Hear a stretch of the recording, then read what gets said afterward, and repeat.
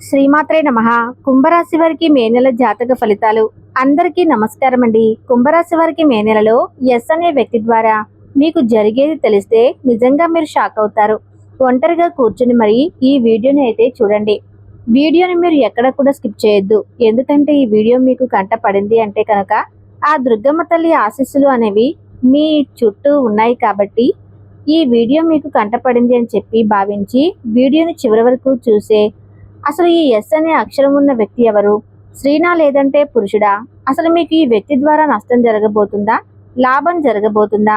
ఎటువంటి కష్టాలు మీరు ఈ యొక్క మే నెలలో ఎదుర్కోబోతున్నారు? ఎటువంటి సంతోషాలు మీకు రాబోతున్నాయి? ఏ వ్యక్తుల మధ్య సంబంధాలు అనేవి మీకు ఎటువంటి నష్టాన్ని లాభాన్ని కలగజేయబోతున్నాయి? ఇటువంటి పూర్తి వివరాలు అనేవి ప్రముఖ జ్యోతిష్యులను సంప్రదించి ఈ వీడియో రూపంలో మీ ముందుకు తీసుకురావటం అయితే జరిగింది. ఈ వీడియోని మీరు ఎక్కడా కూడా స్కిప్ చేయకుండా చివరి వరకు చూస్తే ప్రయత్నం చేయండి. ఇలా చూడటం వల్ల 100కు 100% లాభం తప్పితే 1% కూడా నష్టం ఉండదు అన్న విషయాన్ని గుర్తుంచుకోండి. ఇక ఆలస్యం చేయకుండా వీడియోలోకి అయితే వెళ్ళిపోదాం. అలాగే ఈ వీడియో చూసే ముందు ఓం దుర్గాయే నమః అని కామెంట్ చేయండి. కుంభరాశి వారిని ఇప్పుడు మనం ప్రస్తుతం ఉన్న టైంలో చూసుకుంటే అంటే ఈ యొక్క మే నెల స్టార్ట్ అయిన తర్వాత లేదంటే రాబోయే ఈ మధ్య కాలంలో ఏ విధంగా ఉండబోతుంది, మే నెల అనేది వీళ్ళకి ఎలా స్టార్ట్ అవుతుంది, ఇదంతా కూడా మనం మాట్లాడుకుంటే ఈ యొక్క మే నెల అనేది వీళ్ళకి కొంచెం సంతోషకరంగానే స్టార్ట్ అయింది అని చెప్పుకోవచ్చు. కాకపోతే వేరే చుట్టుపక్కల ఉన్నవారు మాత్రం వీరిని చూసి చాలా వరకు కూడా ఈర్ష్యపడుతున్నారు. వీరి యొక్క మాట తీరును బట్టి కానీ లేదంటే వీరి యొక్క పనిని బట్టి కానీ లేకుంటే కనుక వీరి యొక్క ఆస్తిని చూసి కానీ అందాన్ని చూసి కానీ వీరి యొక్క డబ్బును చూసి కానీ వీరి యొక్క తెలివితేటలను చూసి కానీ అన్ని రకాలుగా కూడా వీరిని చూసి ముఖ్యంగా బయట వారి కంటే కూడా వీరి యొక్క బంధుమిత్రులతోనే వీరి మీద ఈర్ష్యను చూపిస్తూ ఉన్నారు. అసలు మెయిన్గా చెప్పాలి అంటే కనుక ఇటు ఆడవాళ్ళకి అత్తింటి వైపు ఇటు మగవాళ్ళకి పుట్టింటి వైపు నుంచి చాలా వరకు కూడా దిష్టి దోషం అనేది చాలా ఎక్కువగా ఉంది అని చెప్పుకోవచ్చు.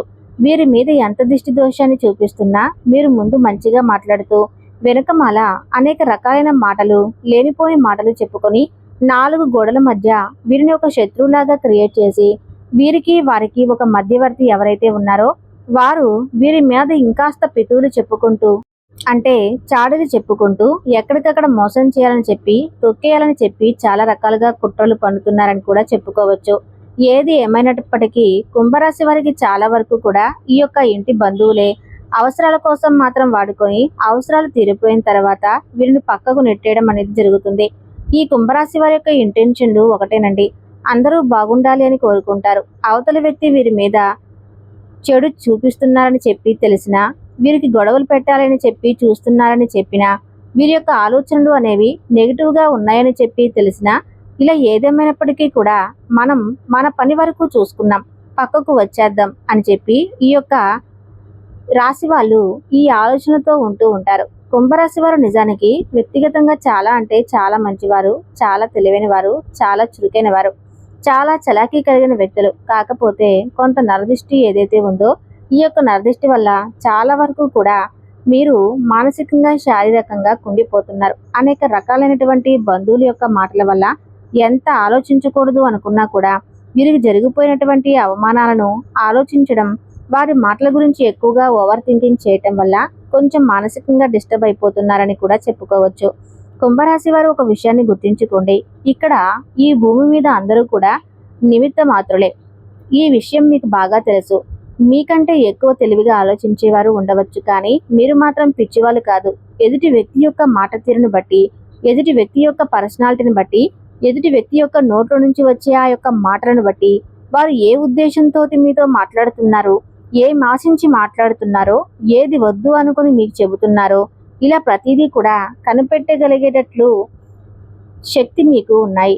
అయినప్పటికీ కూడాను ఒక్కొక్కసారి మీరు సైలెంట్ అయిపోతూ ఉంటున్నారు. మీకు మంచితనం లేదా అతి మంచితనం ఉండొచ్చండి, కాదు అని నేను అనను. కానీ అతి మంచితనం ఏమవుతుంది అంటే మనల్ని మనమే పిచ్చివాళ్ళుగా పరిచయం చేస్తుంది. రేపటి రోజున కూర్చొని జరిగినవన్నీ కూడా ఆలోచించుకుంటే అబ్బా ఇంత పిచ్చిగా ప్రవర్తించి నేను తప్పు చేశానా అని అనుకుంటారు. మిమ్మల్ని మీరే అసహించుకునే రోజు వస్తుంది. కాబట్టి ఎప్పుడైనా కానీ ఎక్కడ మాటలు అక్కడ వాడండి.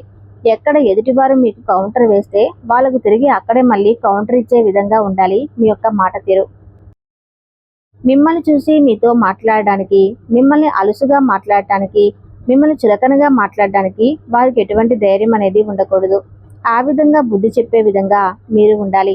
మీ మాట తీరు ఆ విధంగా మారగలిగితేనే మీరు లైఫ్లో ముందడుగు వేయగలుగుతారు. ఇది నేను డబ్బు పరంగా చెప్పట్లేదు అండి. తెలివితేటలు మనకు గౌరవం నిలబడతాయి. మనకు డబ్బు లేకపోయినా కానీ, ఆస్తులు అంతస్తులు లేకపోయినా కానీ, ఆత్మ గౌరవం అనేది ఒకటి ఉంటుంది. ఆ హక్కు ఒక్క మన తల్లిదండ్రులకు తప్పితే ఇంకెవరికి ఉండకూడదు. ఆ అవకాశాన్ని మీరు ఎవరికి ఇవ్వకూడదు అన్న విషయాన్ని అయితే మీరు గుర్తించుకోండి. మీకు ధనపరంగా చూసుకున్నట్లయితే కొన్ని రకాలైనటువంటి శుభకార్యాలలో పాల్గొనటం వల్ల, కొన్ని రకాలైనటువంటి పనుల వల్ల, చేసే వృత్తి మీద మీకు ఈ మే నెల 5వ తారీఖు నుంచి చాలా వరకు కూడా శ్రద్ధ కొంచెం పెరిగిందని చెప్పుకోవచ్చు. కాబట్టి మీరు ఇక నుంచి అయినా కానీ కష్టపడండి. మీరు ఎంతవరకు కష్టపడాలి అనుకుంటున్నారో అంతవరకు కష్టపడండి. కాకపోతే కొంచెం ఫలితం అనేది ఆలస్యంగా వచ్చే అవకాశ సూచనలు అనేవి కనిపిస్తున్నాయి. కానీ కష్టానికి తగిన ప్రతిఫలం అనేది ఖచ్చితంగా అందుకుంటారన్న విషయాన్ని మీరు గుర్తుంచుకోండి. చేసే వృత్తి మీకు లక్ష్మీదేవి కలిసి వచ్చే విధంగా, అంటే లక్ష్మీ కళ అనేది లక్ష్మీదేవి అడుగు పెట్టడానికి, లక్ష్మీదేవి యొక్క కటాక్షం మీకు తగ్గడానికి కానీ మీరు చేసే వృత్తే మీకు ఇంపార్టెంట్. మీకు గౌరవం అనేది నలుగురిలో కలగాలి అంటే మీకు డబ్బు చాలా అవసరం. ధనం అనేది మీ చేతిలో నీళ్ళలాగా ఖర్చు పెడుతూ ఉంటారు. ఆ ఖర్చులను కొంచెం తగ్గించుకోండి. ఆ ఖర్చులు అనేవి మీకు ఎంతవరకు తగ్గించుకోగలిగితే అంత మంచిది.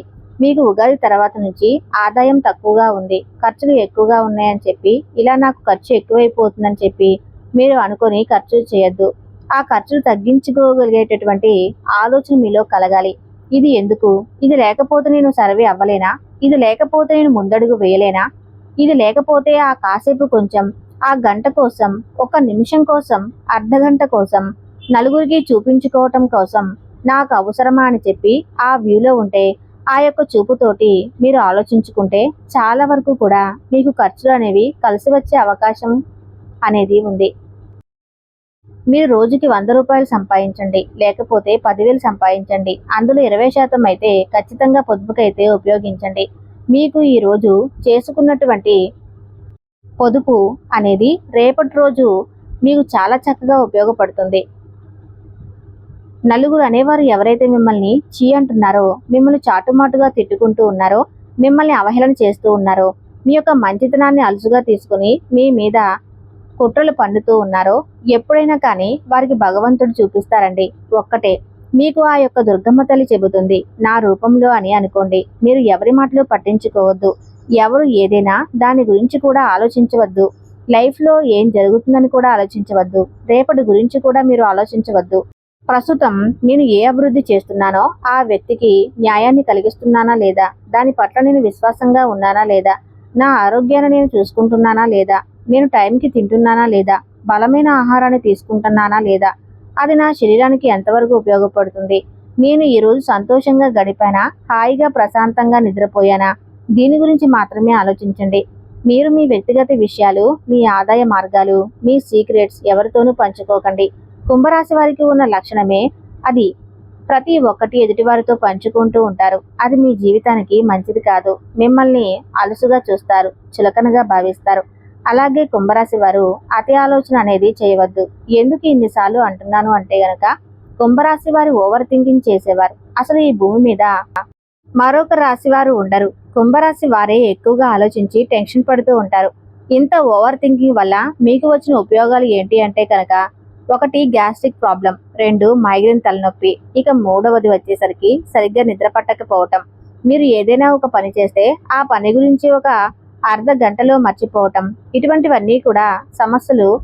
తరచుగా తలనొప్పి రావటం, బాడీ అంతా కూడా డీహైడ్రేట్ అయిపోతూ ఉండటం, ఇవన్నీ కూడా మీకు ఓవర్ థింకింగ్ వల్ల వస్తున్నాయి. ఈ యొక్క ఆరోగ్య సమస్యలు కొన్ని ఆరోగ్య సమస్యలు మనమే తగ్గించుకోవచ్చు. కానీ మీరు మీ చేతులారా పెంచుకుంటున్నారు కాబట్టి ఈ అతి ఆలోచన, ఈ ఓవర్ థింకింగ్ అనేది మీరు ఎంతవరకు తగ్గించుకోగలిగితే మీకు అంత మంచిది అనే విషయాన్ని అయితే ఖచ్చితంగా మీరు గుర్తుపెట్టుకోవాలి. అంతకంటే ముఖ్యంగా చెప్పుకోవాల్సిన విషయం ఏమిటంటే, కుంభరాశి వారు కుటుంబ విషయంలో చాలా జాగ్రత్తగా ఉండాల్సిన సమయం ఇది. ఎందుకంటే గనక మీ యొక్క జీవిత భాగస్వామి వ్యతిరేకంగానే ఉంటారు. నేను ఖచ్చితంగా చెబుతాను. ఎందుకంటే గనక మీ ఆలోచన వేరు. మీరు ఏ పని ఎప్పుడు చేయాలి, ఎలా చేయాలి, ఏ టైంలో చేయాలి, ఎంత బద్ధకంగా ఉన్నా, ఎంత మీకు ఆరోగ్యం సహకరించకపోయినప్పటికీ కూడాను ప్రతిదీ మీరు పర్ఫెక్ట్గా ఉండాలి అనుకునేటటువంటి వ్యక్తులు కాబట్టి మీ యొక్క వ్యక్తిత్వానికి విరుద్ధంగా ఎదుటివారు ఉంటారు. ఇప్పుడు కుంభరాశి వారు ఆడవారిని గమనించినట్లయితే వీరు చాలా ప్రశాంతంగా ఉండాలని అనుకుంటారు, కానీ వారి భర్త చేసే పనులకి గొడవ పడుతూ ఉంటారు. మానసికంగా ఆలోచిస్తూ దాని గురించి దిగులు పడుతూ ఒక్కోసారి నాలుగు గోడల మధ్య కన్నిటిని పెట్టుకుంటూ ఉంటారు.